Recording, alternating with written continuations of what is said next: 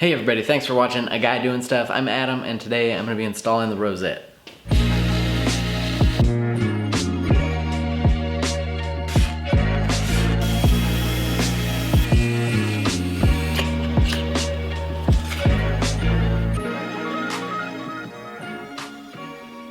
The Rosette is the decorative circle that goes around the sound hole. Luthiers use all different kinds of materials and designs for rosettes, but I'm going to keep mine relatively pretty simple and tie it in to match the shell that I used on the neck of the guitar.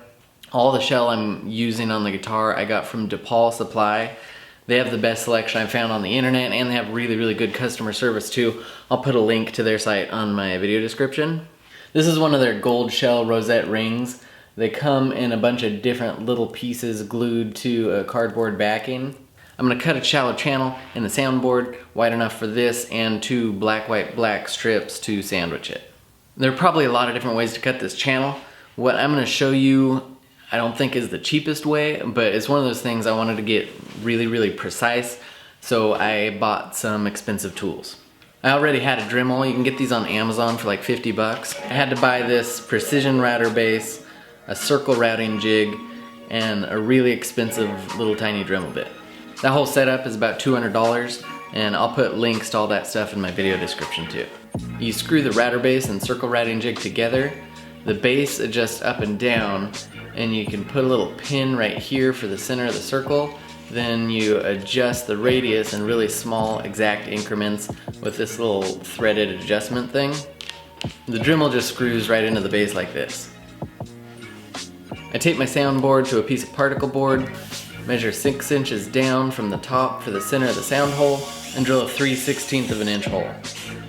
I stick the drill bit in the hole to use as a pin, put the Dremel contraption onto it, and with this setup I can rotate around in a perfect circle like this.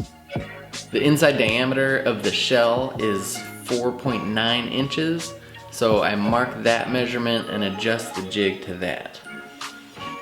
Now I'm going to turn the Dremel on and slowly lower the depth till it's just barely cutting into the wood and test out the movement a little bit. If it's good, I turn the Dremel off, make sure everything's cinched really tight, and then cut the first pass. I want my bit to cut really clean, so I only increase the depth just a little tiny bit, then take another pass. I want to go just a hair deeper than this, so I decrease my depth one more time and take one more pass. I was planning on increasing my radius and taking another pass to make room for the outer strip, but this bit cut just wide enough for the shell and the outer strip to fit snug, so I don't need to do that.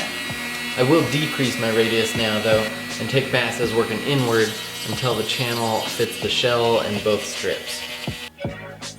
The channel should be good now, so I'll take the contraption off and carefully fit everything into place.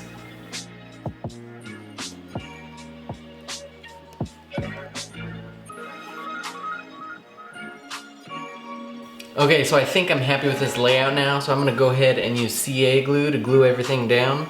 You can see that a tiny drop of CA glue spreads out and goes a long way. I take my time and put 2 or 3 drops for every piece of shell and let it sit here for about a half an hour. Then I come back to level it out.